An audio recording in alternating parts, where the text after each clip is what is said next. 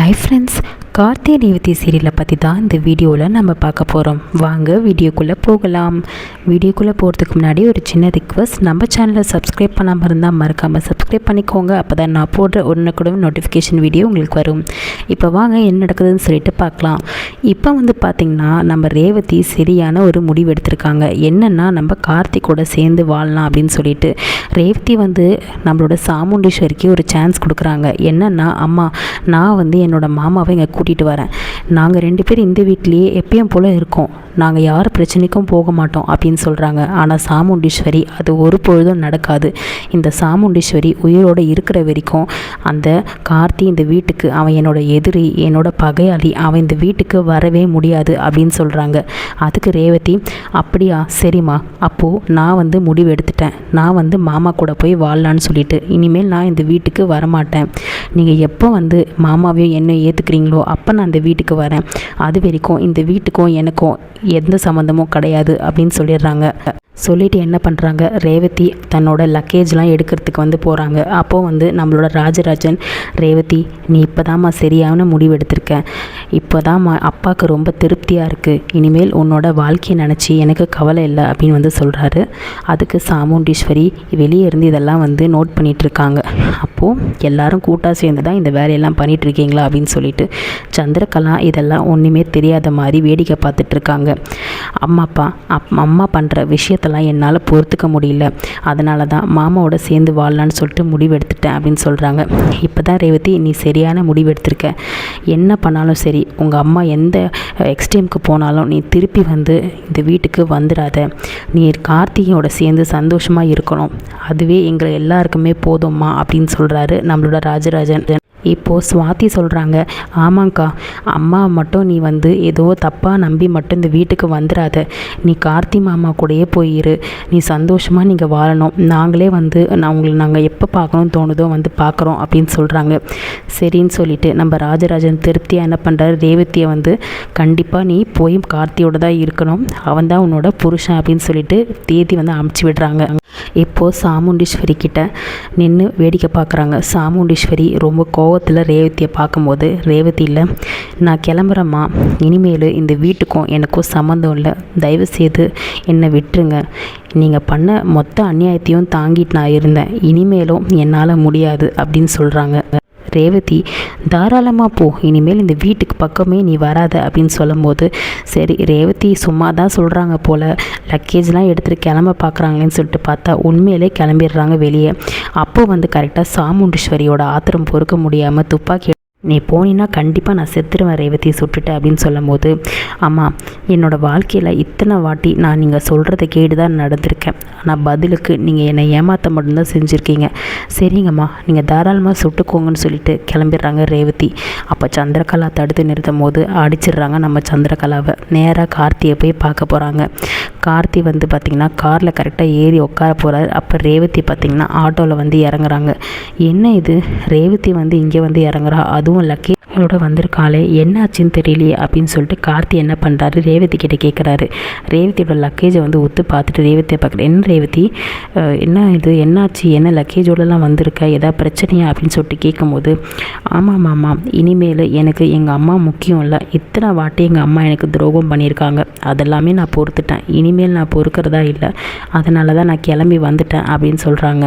அப்போது கார்த்தி யோசிக்கிறாரு. என்னம்மாம்மா யோசிக்கிறீங்க, நான் எல்லாரையும் விட்டுட்டு நீங்கள் தான் முக்கியம்னு சொல்லிட்டு நான் இங்கே கிளம்பி நிற்கிறேன். வாங்க மாமா, என்னை உங்கள் வீட்டுக்கு கூட்டிகிட்டு போக மாட்டிங்களா அப்படின்னு கேட்குறாங்க பாவமா. அப்போ கார்த்தி சொல்கிறாரு, என்ன ரேவதி, என்ன உங்கள் வீடுன்னு சொல்லிட்டு சொல்கிறேன், அது நம்ம வீடு அப்படின்னு சொல்லும் போது, அந்த வீட்டுக்கு போகிறதுக்கு நம்ம யார்கிட்ட பர்மிஷன் கேட்கணும், அது உன்னோட வீடு ரேவதி, அது நம்மளோட வீடு அப்படின்னு சொல்லிட்டு ரொம்பவே ஒரு அர்த்தமாக, அது மட்டும் இல்லை நம்ம ரேவதிக்கு உரிமையோடு சொல்கிறாரு.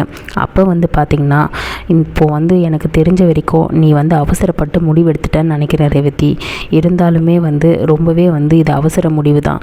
இப்போ நீ என்னோடய வீட்டில் இருந்தால் இன்னும் அத்தைக்கு கோவம் அதிகமாக தான் ஆகும் தவிர கம்மி ஆகாது அப்படின்ற மாதிரி சொல்கிறாரு. அப்போது நம்ம ரேவதி, எனக்கு இதுக்கு மேலே வேறு வழி தெரியல மாமா, அதனால தான் நான் வந்துட்டேன் அப்படின்னு சொல்கிறாங்க. அப்போது நம்ம வீட்டுக்கு போகலாமான்னு கேட்கும் போது, இப்போதைக்கு அந்த வீட்டுக்கு போக வேணாம், நம்ம வேணால் பாட்டி வீட்டில் வந்து இருக்கலாம் அப்படின்னு வந்து சொல்கிறாங்க. அப்போவாது உங்கள் அம்மாவை சமாதானப்படுத்தி இந்த குடும்பத்தை ஒன்று சேர்க்க ட்ரை பண்ணலாம் அப்படின்னு வந்து சொல்கிறாங்க. கார்த்தி வந்து 2-3 தடவை யோசிக்கும் போது அப்போ வந்து ரேவதி கேட்குறாங்க, என்ன மாமா என்னோடய கழுத்தில் தாலி இல்லைன்னு தானே நீங்கள் யோசிக்கிறீங்க அப்படின்னு சொல்லிட்டு கேட்கும்போது கார்த்தி வந்து அப்போ ரேவதியை பார்க்கும்போது ரேவதி சொல்கிறாங்க, அதுதான் என்னோடய தாலி தான் உங்ககிட்ட இருக்கே, யார்கிட்ட இருந்தால் என்ன இருக்குது அப்படின்னு வந்து பேசிகிட்டு இருக்காங்க. இப்போ நம்ம ரேவதி என்ன பண்ணுறாங்க, பாட்டி வீட்டுக்கு கிளம்புறதுக்கு ரெடி ஆகிட்டாங்க. கார்த்தி வந்து சரி வந்து காரில் உட்காரு, நம்ம போய் ஃபஸ்ட்டு பாட்டி வீட்டில் இருப்போம் அப்படின்னு வந்து சொல்கிறாங்க. இப்போ கார்த்தி என்ன பண்ணுறாருனா வந்து நம்ம ரேவதியை வந்து பாட்டி வீட்டுக்கு வந்து கூட்டிகிட்டு போகிறதுக்கு கால் பண்ணுறாரு. இந்த மாதிரி ரேவதி வந்து அவங்க அம்மா கிட்ட சண்டை போட்டுட்டு வந்துட்டான், அதனால் வந்து நான் வந்து ரேவதியை கூட்டிகிட்டு வந்துட்டேன் அப்படின்னு சொல்லும்போது பாட்டிக்கு சந்தோஷம் தாங்க முடியல. அப்போது சாமுண்டீஸ்வரி எதிர்த்து ரேவதி இப்போ தான் வந்து கார்த்தியை புரிஞ்சு ஒன்று சேர்ந்துட்டா போல் அப்படின்னு வந்து ரொம்ப சந்தோஷப்படுறாங்க. சரிப்பா நீ கிளம்பி உடனே வாங்க அப்படின்னு வந்து எல்லா விவரத்தையும் சொல்லும்போது பாட்டி வர சொல்கிறாங்க. அப்போது பாட்டி வந்து ரேவதி வரும்போது ரொம்ப சந்தோஷப்பட்டு ரேவதியை கூப்பிட்றாங்க. வா ரேவதி, ஒரு நிமிஷம் இருமா, நீ முதல் முறையாக புருஷன் முன்னாட்டியாக வீட்டுக்கு வரீங்க, நான் வந்து ஆர்த்தி எடுத்து தான் உங்களை நான் கூட்டிகிட்டு வருவேன். அப்போது வந்து ரேவதி வந்து சிரிச்சிட்டே சரி பாட்டி அப்படின்னு வந்து சொல்லும் போது பாட்டி போய் ஓடி போய் ஆர்த்தி எடுத்துகிட்டு வராங்க. எடுத்துகிட்டு வந்து ரேவதிக்கும் கார்த்திக்கும் ஆர்த்தி சுற்றிட்டு சரி உள்ளே வாங்கன்னு சொல்லிட்டு கூப்பிட்றாங்க. அப்போ வந்து என்ன ரேவதி, குடும்பத்தில் நடந்த விஷயம்லாம் எனக்கு தெரியாதே, நீ எதுக்காக அவசரப்பட்டு இப்படி ஒரு முடிவெடுத்த, பொறுமையாக சம்மதத்தோடு நீங்கள் கல்யாணம் பண்ணியிருந்தால் இன்னும் நல்லா இருந்திருக்குமே அப்படின்னு சொல்லிட்டு கேட்கும்போது இல்லை பாட்டி, எங்கள் அம்மாவோட அநியாயம் என்னால் தாங்க முடியல. அம்மா அந்த அளவுக்கு உங்கள் மேலேயும் கார்த்தி மாமா மேலெல்லாம் அவ்வளோ ஆத்திரமாக இருக்காங்க. அவங்க இந்த ஜென்மத்தில் என்னையும் மாமாவும் சேர்ந்து வாழ விட மாட்டேன்னு சொல்லிட்டாங்க. அது எனக்கு பிடிக்கல. கார்த்தி மாமா எனக்காக எவ்வளோ கஷ்டப்பட்டிருக்காங்க, அது மட்டும் இல்லை என்னோடய குடும்பத்துக்காகவும் சரி அவ்வளோ பேருக்கு வந்து நிறைய வந்து உதவி செஞ்சுருக்காங்க. ஆனால் அது எல்லாத்தையும் மறந்துட்டு அம்மா வந்து இப்படி பிடிவாதமாக இருக்காங்க. என்னால் அப்படி இருக்க முடியாது.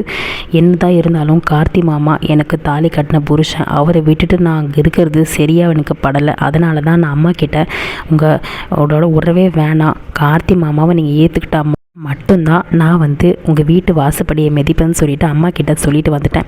அம்மாவும் பிடிவாதமாக துப்பாக்கி எடுத்து சுடுறதுக்கு போனாங்க. நான் சுட்டுப்பேன் அப்படின்னு சொல்லிட்டு தாராளமாக சுட்டுக்கோங்கன்னு சொல்லிட்டு வந்துட்டேன் பாட்டி.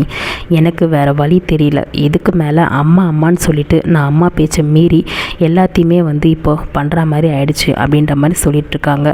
இப்போது நம்மளோட பாட்டிக்கு எப்படியோ ரேவதிக்கு எல்லா உண்மையும் தெரிஞ்சு சாமுண்டீஸ்வரியை பற்றியும் தெரிஞ்சு இப்போ தான் ரேவதி கார்த்தி கூட சேர்ந்து வாழ்கிறதுக்கு வந்திருக்கா அப்படின்னு சொல்லிட்டு சொல்கிறாங்க. என்னப்பா கூடிய சீக்கிரம் வந்து கழுத்தில் தாலி கட்டணும், அப்போ தான் வந்து முழுசாக வந்து ரேவதி மனைவியாக என் கூட இருக்க முடியும் அப்படின்னு வந்து சொல்கிறாங்க கார்த்தி. அப்போ வந்து பார்த்திங்கன்னா நம்ம பாட்டி இங்கே பாருப்பா, எடுத்த தாலியை திருப்பி வந்து உடனே போடணுன்னா அதுக்கு நிறைய சம்பிரதாயம்லாம் இருக்குது, அதுபடி தான் நம்ம போட முடியும் அப்படின்னு வந்து சொல்கிறாங்க பாட்டி. அப்போது இந்த கும்பாபிஷேகம் நல்லபடியாக நடந்து முடியணும், அப்போ தான் வந்து நான் ரேவதி காலத்தில் அந்த கும்பாபிஷேகத்துக்குள்ளே நான் எல்லாரையும் ஒன்று சேர்ப்பேன். அது மட்டும் இல்லை அத்தையோட மனசையும் நான் மாற்றி கண்டிப்பாக புரிய வைப்பேன் அப்படின்னு கார்த்தி சொல்கிறாரு பாட்டிக்கிட்ட. புரிய வச்சு தாத்தா சொன்ன மாதிரி எல்லாரையும் ஒன்று சேர்த்து இந்த குடும்பத்தை நான் அந்த கும்பாபிஷேகம் நடத்த வைப்பேன் அப்படின்னு வந்து சொல்கிறாரு. தாத்தா உத்தரவு சொன்ன மாதிரி அதை நான் நடத்தி காட்டுவேன் பாட்டி, கண்டிப்பாக நீங்கள் கவலைப்படாதீங்க. ஆனால் அது வரைக்கும் ரேவதி இங்கேயே இருக்கட்டும், அந்த வீட்டில் வந்து இருக்கிறது சரி இருக்காது. அது மட்டும் இல்லை அத்தைக்கு இன்னமும் கோவம் அதிகமாகிடும் அப்படின்னு வந்து சொல்ல வராங்க கார்த்தி. சரின்னு சொல்லிட்டு இப்படியே வந்து இந்த விஷயம் வந்து போயிட்டுருக்கு. நம்மளோட ரேவதி இப்போதைக்கு நம்மளோட கார்த்தியோட வீட்டில் இல்லாமல் இப்போதைக்கு கல்யாணம், அதாவது குடும்பத்தை ஒன்று சேர்த்து இந்த கும்பாபிஷேகத்தை நடத்துகிற வரைக்கும் நம்மளோட பாட்டி வீட்டில் தான் இருக்க போகிறாங்க.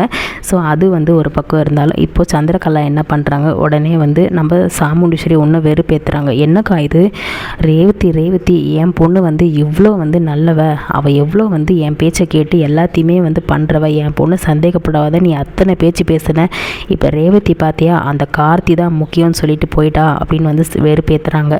அப்போது நம்மளோட சாமுண்டீஸ்வரி, சந்திரகா நான் ஏற்கனவே ரொம்ப வெறுப்பாக இருக்கேன், நீ வேறு இதெல்லாம் சொல்லி என்னை வெறுப்பேற்றுறியான்னு சொல்லிட்டு கேட்கும்போது, இல்லைக்கா நீ எவ்வளோ நம்பிக்கை வச்சுருந்த, உன் நம்பிக்கையை பார்க்கும்போது எனக்கே கஷ்டமாக இருந்தது, பார்த்தியா அந்த ரேவதி இப்போ எப்படி வந்து உன்னை ஏமாற்றிட்டு போயிட்டா அப்படின்னு சொல்லிட்டு. என்னதான் இருந்தாலும் அந்த கார்த்தி தான் அவளுக்கு முக்கியமாக போயிடுச்சு, அம்மாவே தேவையில்லை, புருஷன் தான் முக்கியம்னு சொல்லிட்டு உன்னை விட்டுட்டு போயிட்டா பாரு அப்படின்னு வந்து வெறுப்பேற்றுறாங்க. இப்போது நம்மளோட சாமுண்டீஸ்வரிக்கு ஒன்றும் ஆத்திரம் தாங்க முடியல. எல்லோரும் குடும்பத்தில் இருக்க எல்லோரும் நின்று நின்றுட்டுருக்காங்க. அப்போ ராஜராஜன் வந்து பேசிகிட்டு இருக்காரு. என் பொண்ணு வாழ்க்கையை பற்றி இனிமேல் எனக்கு கவலை இல்லை, அவள் இனிமேல் நல்லா இருப்பாள், அவள் இப்போ தான் யார் எப்படின்னு சொல்லிட்டு புரிஞ்சு நடந்துக்கிறதுக்கு முயற்சி பண்ணி ஒரு விஷயத்தை வந்து புரிஞ்சிருக்கா அப்படின்ற மாதிரிலாம் சொல்லிகிட்ருக்காரு. அப்போது நான் இதுக்கு ஒத்துக்கவே மாட்டேன். ரேவதி போனாலும் கார்த்தியோ ரேவதியோ சேர்ந்து வாழ நான் விட மாட்டேன், கண்டிப்பாக 2 பேரையும் நான் வாழ விட மாட்டேன்னு சொல்லிட்டு சொல்கிறாங்க. அப்போது நம்மளோட ராஜராஜன் செம மாதம் என்ன சொல்கிறாருன்னா, ஓ அப்படியா, நீ என்ன வேணால் பண்ணு, உன்னால் முடிஞ்சதை நீ பண்ணு. அப்படியே என்ன பண்ணுறாரு மாதம் நம்மளோட ராஜராஜன் மீசையை முறுக்கிட்டு, என்னால் முடிஞ்சதை நான் பண்ணுறேன், நீ யார் இனிமேல் ஜெயிக்கிறான்றதை பார்க்கலாம், கார்த்தி மாப்பிள்ளையோட ரேவதியை நான் வாழ வச்சு காட்டுறேன் அப்படின்னு வந்து சொல்கிறாங்க. நம்மளோட சாமுண்டீஸ்வரி என்ன சொல்கிறாங்கன்னா, நான் வாழ விடாமல் பண்ணுறேன் அப்படின்னு வந்து சொல்கிறாங்க. ஸோ இதுக்கு 2ல் யார் ஜெயிக்க போகிறாங்க அப்படின்றது தெரியல. ஸோ இதுக்கு வந்து பார்த்திங்கன்னா மாதம் சவால் விட்டுட்டார் நம்மளோட ராஜராஜன். இத்தனை நாள் வாயை மூடிட்டு இருந்த ராஜராஜன் இப்போ தான் வாயை திறந்து சொல்லியிருக்காரு சாமுண்டீஸ்வரி. பயங்கரமான சவால்னே சொல்லலாம். அதாச்சும் சாமுண்டீஸ்வரிக்கும் ராஜராஜனுக்கும் சரியான சவால் போட்டி தான் இது. நான் என்னோடய மாப்பிள்ளையும் என்னோடய பொண்ணையும் நான் வாழ வச்சு காட்டுறேன்னு சொல்லிட்டு ராஜராஜன் சொல்ல, அதுக்கு சாமுண்டீஸ்வரி ரேவதி போனாலும் நான் வாழ விட மாட்டேன்னு சொல்லிட்டு அழுத்தமாக சொல்கிறாங்க.